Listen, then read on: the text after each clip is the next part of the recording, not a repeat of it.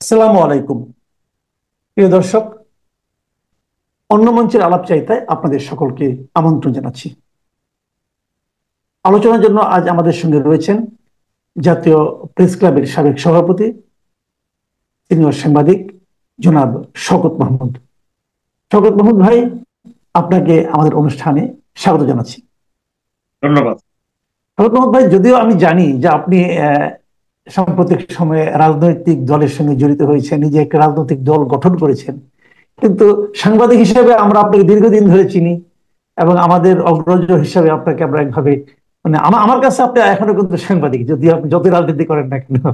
এবং প্রেস ক্লাবের আপনি সভাপতি ছিলেন, দীর্ঘদিন সাধারণ সম্পাদক ছিলেন, সেই হিসেবে ওই পরিচয়টি আমি প্রথমে এই জন্য দিলাম। প্রিয় দর্শক, আপনারা জানবেন শওকত মাহমুদ ভাই কিন্তু ইতিমধ্যে জনতা পার্টি বাংলাদেশ নামে একটা নতুন পলিটিক্যাল পার্টি ওপেন করেছেন ওনারা। উনি সেই পলিটিক্যাল পার্টির মহাসচিব, এবং জনাব ইলিয়াস কাঞ্চন খুবই সুপরিচিত একজন ব্যক্তি, তিনি ওই পার্টির সভাপতি। যাই হোক, শওকত মাহমুদ ভাই, আমি আপনার আলোচনায় আসি। যে কথা দিয়ে আমি শুরু করতে চাই, আপনি লক্ষ্য করবেন গত কয়েকদিন ধরে দেশের রাজনীতিতে একটা বিষয় খুব আলোচিত হচ্ছে। সেই বিষয়টা হলো যে আমাদের অন্তর্বর্তীকালীন সরকারের প্রধান ডক্টর মোহাম্মদ ইউনূস, উনি ইংল্যান্ডে গিয়েছিলেন, যে সেখানে বিএনপির ভারপ্রাপ্ত চেয়ারম্যান যিনি আছেন জনাব তারেক রহমানের সঙ্গে একটা একান্তিক বৈঠক করেছেন, প্রায় 1.5 ঘন্টা ব্যাপী। 1.5 ঘন্টা ব্যাপী বৈঠকের পর আমরা একটা যৌথ ঘোষণা পেয়েছি, যৌথ বিবৃতি পেয়েছি, ছোট একটা বিবৃতি। সেখানে কেবলমাত্র নির্বাচনের বিষয়টাই কিন্তু এসেছে, যে নির্বাচনটা যদিও ডক্টর ইউনূস আগে এপ্রিলে দিয়েছিলেন, সেটাকে যদি অন্যান্য অনেকগুলো কাজ করা যায় ঠিকঠাক মতো, তাহলে হয়তো উনি সেটাকে রমজানের 1 সপ্তাহ আগেও আনতে পারেন। অনেক যদি কিন্তু আছে। তো এটাতে আমরা দেখলাম যে দেশে এবং তাৎক্ষণিকভাবে এবং পরবর্তী সময়ে বিএনপির মধ্যে একটা বেশ আনন্দ, যে গণতন্ত্র ফিরে এসেছে, গণতন্ত্র এখন সবার দ্বার প্রান্তে চলে এলো, এরকম এরকম। আবার দেখলাম যে যে জামাতে ইসলামী এতে একটু একটু ক্ষোভ প্রকাশ করলো, যে তাদের তারিখ নিয়ে কোনো আপত্তি নেই, কিন্তু একটা মাত্র দলের সঙ্গে বৈঠক করে কিভাবে নির্বাচনের তারিখ ঘোষণা করা হলো, এটা তাহলে অন্য পার্টির গুলির প্রতি এক ধরনের পক্ষপাতমূলক আচরণ করা হলো কিনা। তো এইগুলো হলো, আমি একটু লম্বা ভূমিকা দিলাম। আপনি আপনার কাছে আমি ছোট প্রশ্নটা আমার ছোট, সেটা হলো যে এই সামগ্রিক বিষয় বিবেচনা করে এই বৈঠকটা আপনার কাছে বর্তমান রাজনৈতিক প্রেক্ষিতে বাস্তবতায় কতটুকু গুরুত্বপূর্ণ মনে হচ্ছে, এবং এর মাধ্যমে আমরা গণতন্ত্রের পথে কতটুকু অগ্রসর হলাম। ধন্যবাদ মাসুদ কামাল।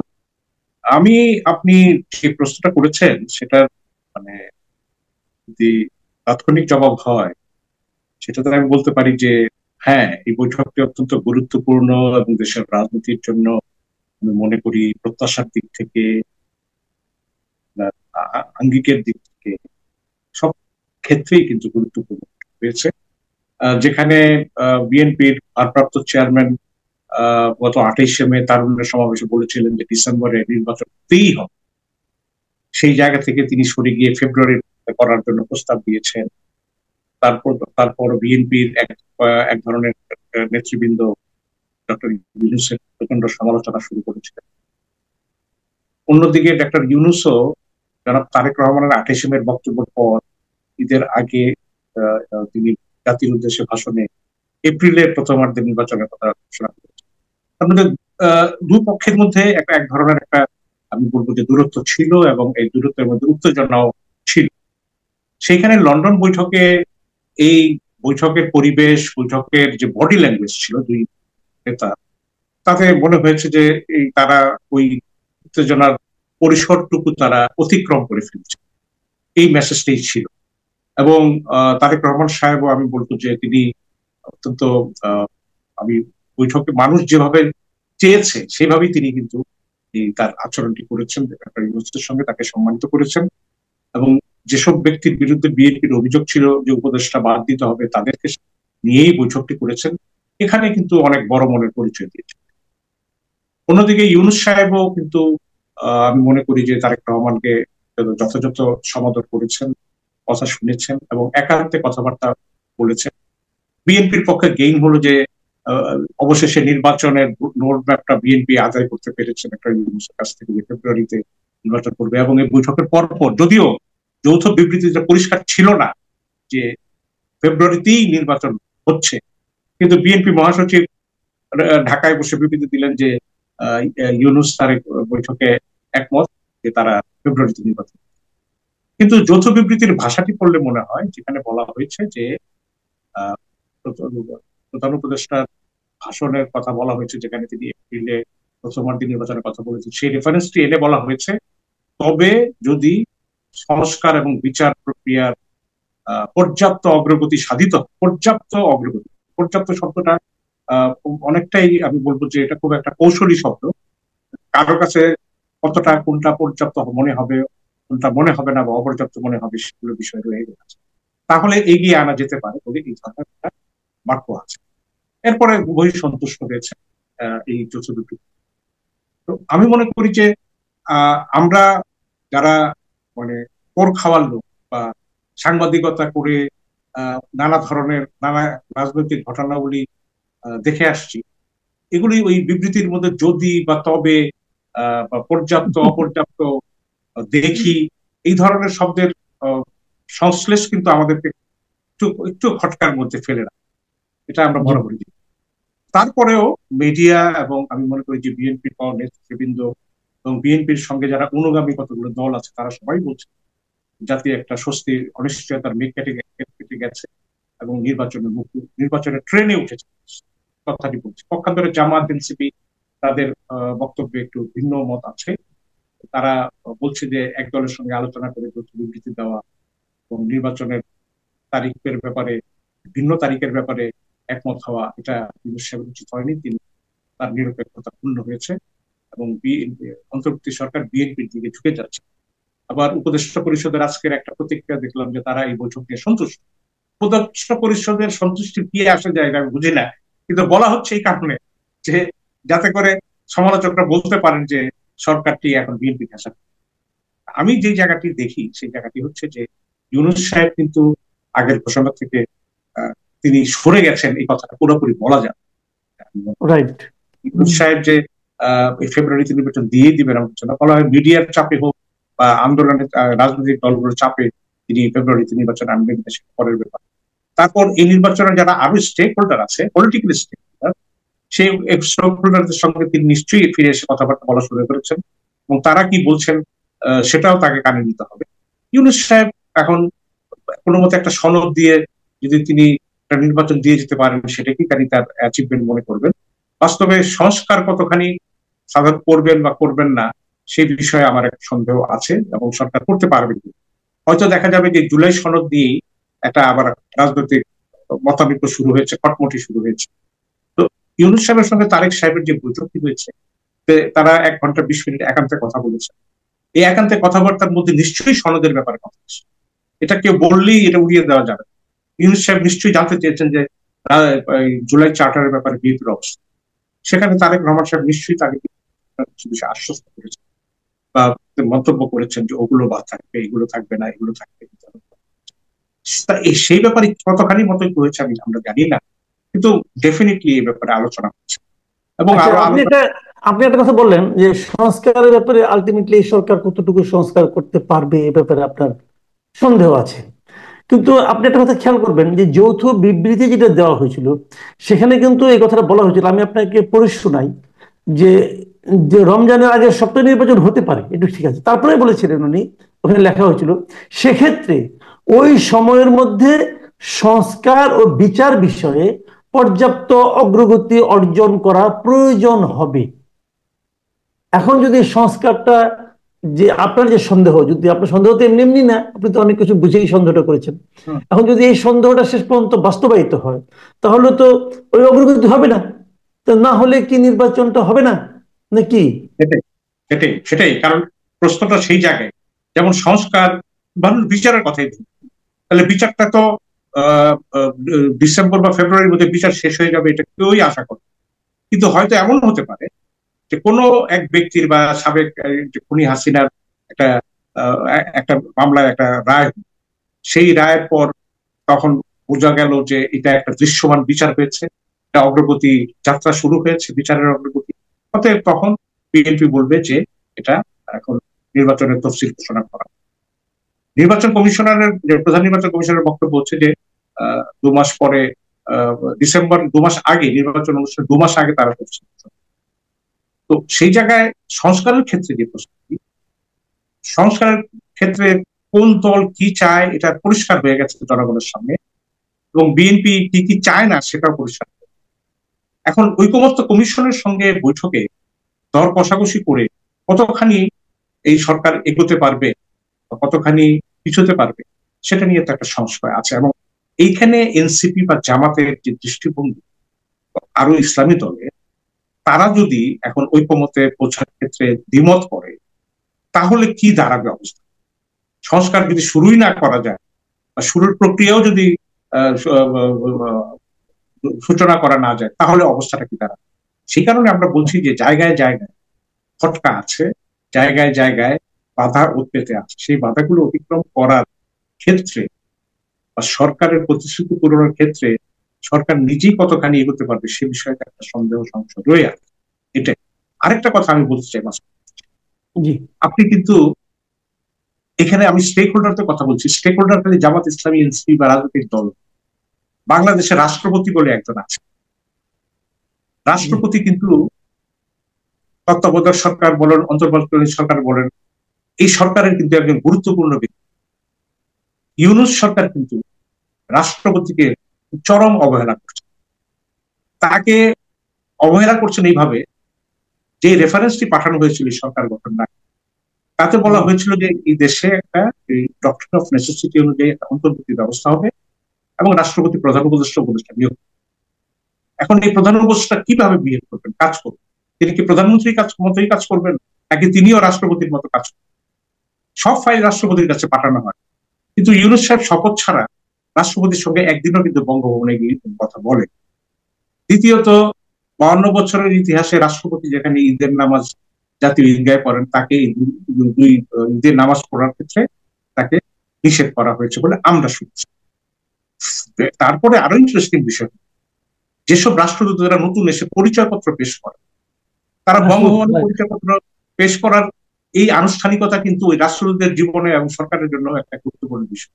কিন্তু এগুলো কোনো প্রচার হয় না, টেলিভিশনে হয় না, ইভেন ফরেন মিনিস্ট্রির ওয়েবসাইটে দেওয়া হচ্ছে। কারণটা কি?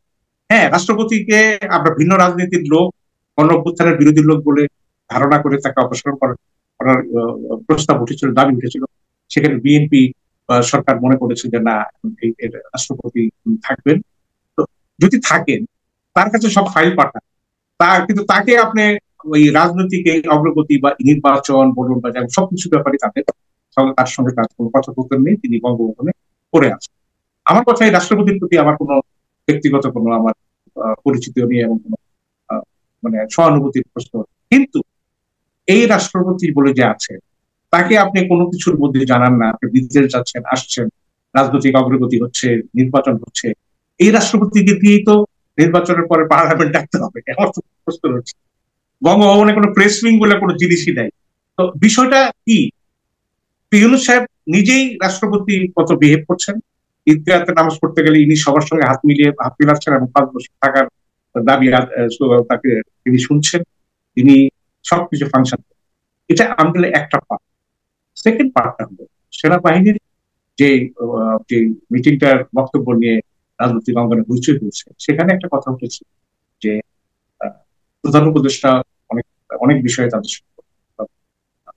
শেয়ার করেন না বা আলোচনা করেন না, জানি না কতখানি। কিন্তু এই সেনাবাহিনীকে একটি স্বাভাবিক অবস্থার সেনাবাহিনী বিবেচনা করাটা ঠিক হবে। সেনাবাহিনী আপনাকে পাহারা দিচ্ছে, দেশের আইন শৃঙ্খলা নিয়োজিত আছে, এবং গণ অভ্যুত্থানের চূড়ান্ত পর্যায়ে এই সেনাবাহিনী একটা ভূমিকা পালন করেছে। এটাকে তো আপনি অস্বীকার করতে পারবেন না। তা না হলে তো আজকে আপনার সেনাবাহিনী ছাড়া যদি একটা দেশে গৃহযুদ্ধ বেজে যেত বা অনেক হাজার হাজার লোক গঠন করতো, তাহলে কি দাঁড়াতো? সেনাবাহিনী থাকায় আমি মনে করি যে এই জায়গাটায় এই হস্তক্ষেপটা থাকায় বন্ধ। যাই হোক, আমার এগুলো কথা হচ্ছে যে আমরা প্রকাশ্যে স্বীকার করি বা না করি, এইসব ক্ষেত্রগুলো কিন্তু বাংলাদেশের রাজনীতিতে একটা ফ্যাক্টর। বঙ্গভবনের ফ্যাক্টর, সেনা ভবনের ফ্যাক্টর। এবং ইউনূস সাহেব যদি শুধুমাত্র মনে করেন, শুধুমাত্র তার উপদেষ্টা পরিষদ দিয়ে বা বিএনপি আর কয়েকটি দলের সঙ্গে আলোচনার ভিত্তিতে তিনি দেশের একটা সুষ্ঠু নির্বাচন করে ফেলবেন, আমার মনে হয় যে এখানে এটা একটা ভুল। কারণ এই আমরা বাংলাদেশের রাজনীতি সবই দেখেছি, কারণ পলিটিক্যাল পার্টি লিডাররা তো গণঅভ্যুত্থানের পরে বঙ্গভবনে ছুটে গেছে, তো ওইখানেই তো প্রেসিডেন্টের সঙ্গে কথা বলে সরকার গঠন করছে। না, আইন অনুযায়ী তো আপনার এই যে উপদেষ্টা পরিষদ ইনক্লুডিং ডক্টর ইউনূস সবাইকে তো এই রাষ্ট্রপতি নিয়োগ দিয়েছে তার উপদেষ্টা হিসাবে। নিয়োগ ওনারা তো দিয়েছে। উপদেষ্টা, রাষ্ট্রপতির উপদেষ্টা, হ্যাঁ, ওনারা কিন্তু রাষ্ট্রপতির উপদেষ্টা আইন অনুযায়ী। রাষ্ট্রপতির উপদেষ্টা, এবং সুপ্রিম কোর্টের যে মতামত দিয়েছেন তাতে কিন্তু বলা হয়নি যে তারা রাষ্ট্রপতিকে অমান্য করে চলবে, না, এই তা বলা লাইসেন্স হয়নি। দেওয়া হয়নি। বরঞ্চ তো সেই সুপ্রিম কোর্ট জায়গায় বলেছে যে প্রয়োজনে এই জন্য রাষ্ট্রপতি তাদেরকে নিয়োগ দিতে পারবেন, সেটা সে দিতে পারবে, যে নিয়োগ সেবার বাতিলও করতে পারে। তো এই বাতিল করতে জায়গায় পারবেন। এই জায়গায় এই বিষয়গুলো বোঝা উচিত। ইউনূস সাহেব আন্তর্জাতিকভাবে প্রশংসিত স্বনামধন্য ব্যক্তি, কিন্তু বাংলাদেশের পলিটিক্যাল বা রাষ্ট্র কাঠামোর মধ্যে যে এই বিষয়গুলো যে আছে, এই বিষয়গুলোকে এটা অগ্রাহ্য করা যাবে। ইতিপূর্বে আপনারা দেখেছেন যে তত্ত্বাবধায়ক সরকার হয়েছে, সেখানে রাষ্ট্রপতি প্রধান নির্বাহী হিসেবে করেছেন, কিন্তু প্রধান উপদেষ্টাকে সব লাইসেন্স দিয়ে দিয়েছেন যে হ্যাঁ আপনি সবকিছু করেন। তো সেই জায়গায় তাকে তাচ্ছিল্য বা অবহেলা করাটা আমি মনে করি যে এটা এখানে আপনার এই কথা থেকে আমরা যেন ডক্টর ইউনূস সাহেবের এক ধরনের মানসিকতা মানে হয়তো টের পাচ্ছি। এই কথাটা আমি বললাম এই কারণে, আমি একটু আপনাকে আরেকটা প্রশ্ন, এটা আমার শেষ প্রশ্ন। আপনি দেখবেন যে একটা মানুষের মধ্যে একটা প্রশ্ন কিন্তু এসছে যে এই যৌথ ঘোষণায় কেবলমাত্র নির্বাচনের প্রসঙ্গটা এসেছে, কিন্তু বাকি এইটুক বলতে তো নিশ্চয়ই 1.5 ঘন্টা লাগে নাই, তারা তো 1.5 ঘন্টা মিটিং করেছেন। আরো অনেক বিষয় ছিল, সেগুলোর মধ্যে কি আমরা জানি না, মানুষের মধ্যে কৌতূহল কিন্তু আছে। তো কালকে দেখলাম আমি যে বিএনপির আপনার স্থায়ী কমিটির সদস্য সালাউদ্দিন আহমেদ সাহেব, উনি একটা জাতীয় দৈনিক একটা ইন্টারভিউ দিয়েছেন। সেই ইন্টারভিউতে উনি বলেছেন, আমি আপনাকে একটু পড়ে শোনাই উনি কি বলেছেন, যে আমরা ভবিষ্যতে রাষ্ট্র পরিচালনার ক্ষেত্রে জাতি গঠনের প্রক্রিয়ায় ডক্টর মোহাম্মদ ইউনূসের অভিজ্ঞতা ও পরামর্শকে কাজে লাগানোর আগ্রহ প্রকাশ করেছি। তো ডক্টর ইউনূসকে ওনারা কিভাবে কাজে লাগাবেন এবং আগ্রহটা কার কাছে প্রকাশ করলেন? তো এটা কি মানে ওনাকে কি রাষ্ট্রপতি হিসেবে করার কিছু ভাবা হচ্ছে কিনা, এই ধরনের যদি মানুষ বলে ভাবে, তাহলে এটাকে আপনি কিভাবে দেখবেন? এটা দেখুন, এটা আমরা একটা কানাঘুষা শুনেছি যে ডক্টর ইউনূস সাহেবকে একটা প্রস্তাব দেওয়া হয়েছে যে বিএনপি নির্বাচিত হওয়ার পর সরকার গঠন করলে তাকে একটা হয়তো রাষ্ট্রপতি বা এই ধরনের করার চিন্তা ভাবনা করা হচ্ছে এই ধরনের। কিন্তু ইউনূস সাহেবের কিন্তু তার ওই চ্যাথাম হাউসের বক্তব্য কিন্তু তিনি পরিষ্কার করে দিয়েছেন তিনি কোনো দায়িত্ব আর নেবেন না, এমনকি তার উপদেষ্টারও নেবেন।